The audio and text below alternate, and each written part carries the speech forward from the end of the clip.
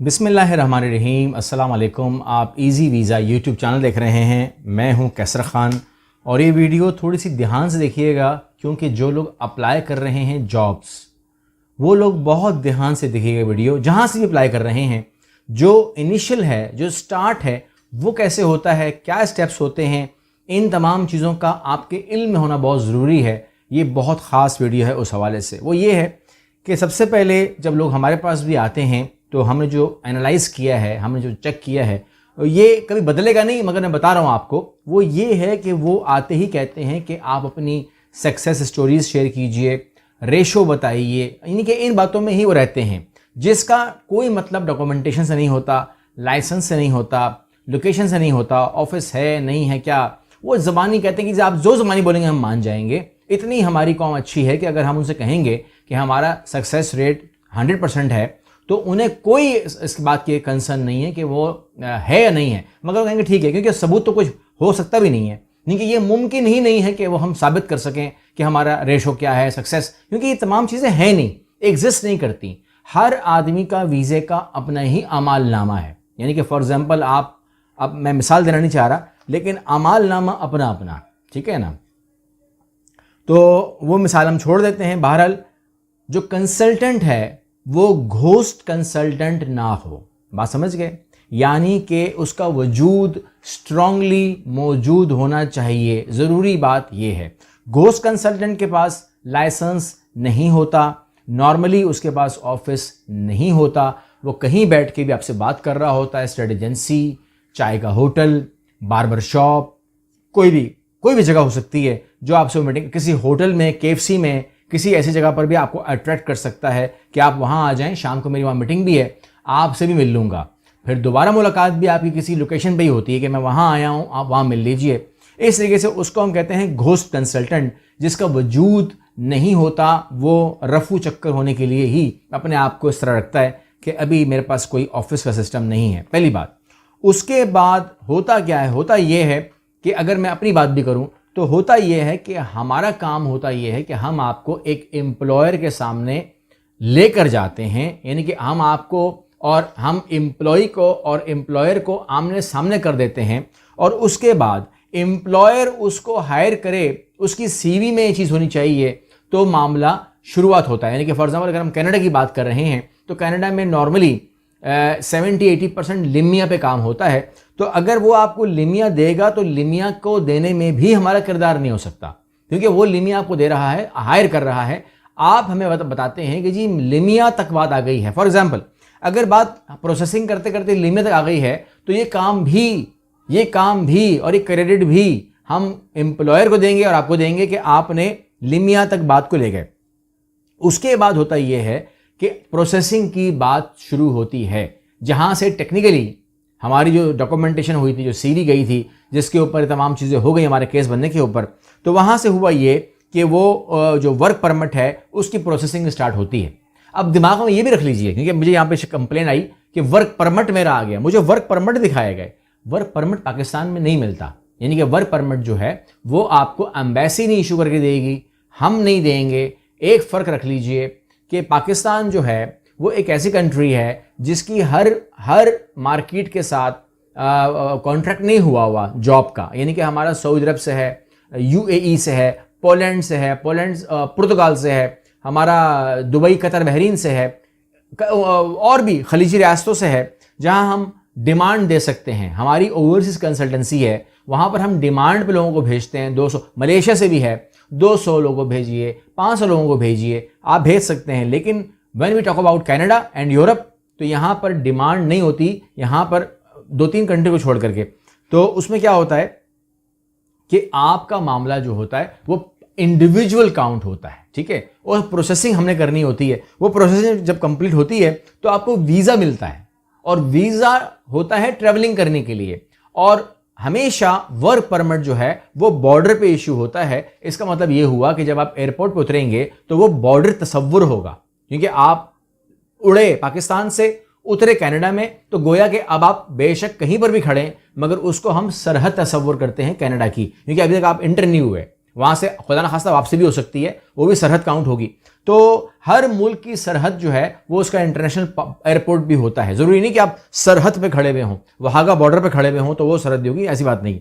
अच्छा, अब क्या होगा, अब वो जो PR वाले लोग हैं वो आपको सीधे जाते नजर आएंगे, उनकी कोई इंटरव्यू नहीं हो रहा होगा, एक प्रोसेस चल रहा होगा, जो काउंटर होता है, लेकिन वो कहीं किसी और कमरे में नहीं आ रहे होंगे, जबकि आप लोग आइडली नॉर्मली अगर लोकेशन चेंज नहीं हो जाए तो वो आगे जाके, अभी तक तो वो राइट साइड के ऊपर ही मुड़ जाते हैं, कमरा आ जाता है, आप वहाँ चले जाते हैं, वहाँ पर आपके 2, 4, 6 सवाल हो जाते हैं। कहाँ जॉब लेने आए हो, क्यों जॉब लेने आए हो, कितनी सैलरी है, कंपनी का नाम क्या है, तुम्हारा नाम क्या है, ये 5-6 बातें, जायज़ बातें जो हैं वो आपसे की जाती हैं।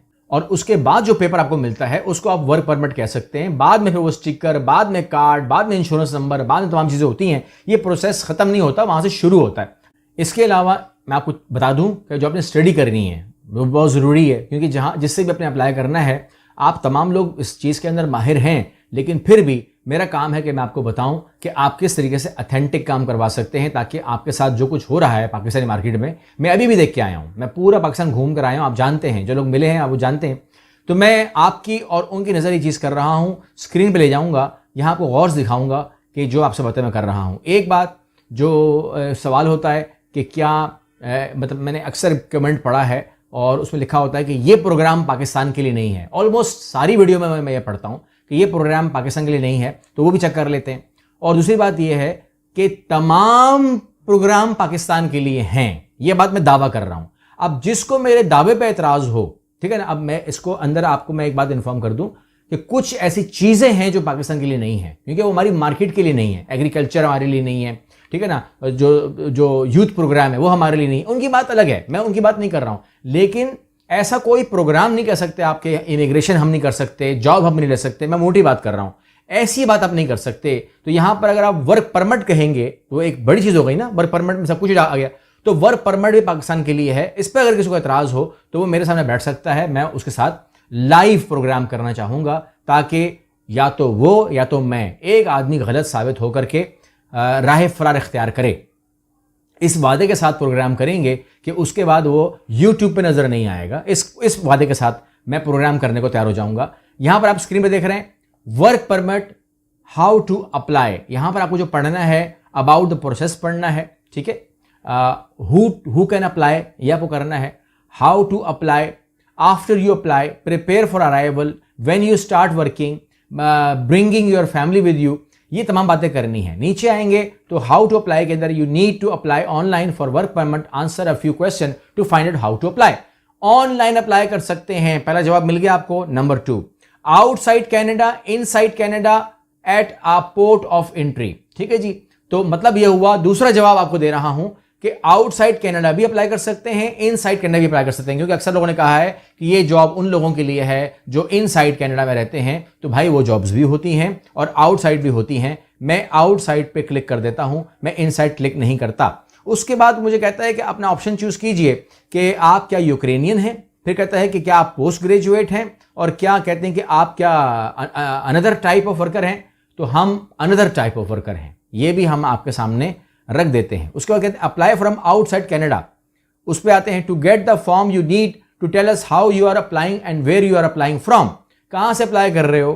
तो priority processing for work permit apply, you are prioritize certain work permit applicable, if you occupation is not in list you will still process your application, however it may take longer than it. यानी कि वो कहता है कि अगर ये इसमें priority में आप आ गए तो अच्छी बात है, नहीं आए तो कोई बात नहीं, फिर भी आपका केस अप्लाई हो जाएगा, लेकिन टाइम ज्यादा लेगा। इस बात को मद्देनजर रखो। तो देख लेते हैं, कोई मुश्किल ऑप्शन ले लेते हैं, इसमें भी देखते हैं क्या होता है। वो कहते हैं कि जी to get national occupation, NOC को देख लो, ओके देख लिया। दैट बॉक्स नंबर का वो डिजिट देख लो, वो देख लिया। एनओसी 2001 वो स्विच हो गई है, वो भी देख लिया। एग्रीकल्चर नहीं, हेल्थ केयर नहीं, get an application to work, आगे चलते हैं। After application to work in Canada, work permit including open work permit, यहां पर भी हम आ गए। यूक्रेनियन नहीं है, वेनेजुएलन नहीं है। Apply online for work permit, who eligible to apply on paper, ठीक है ना, पेपर पे तो हम नहीं कर रहे, मैं इसको वापस कर देता हूं। कहता है apply online for work permit, how are you applying require, देख लेते हैं, ऑनलाइन कर देते हैं इसको। क्योंकि हम ऑनलाइन ही करते हैं।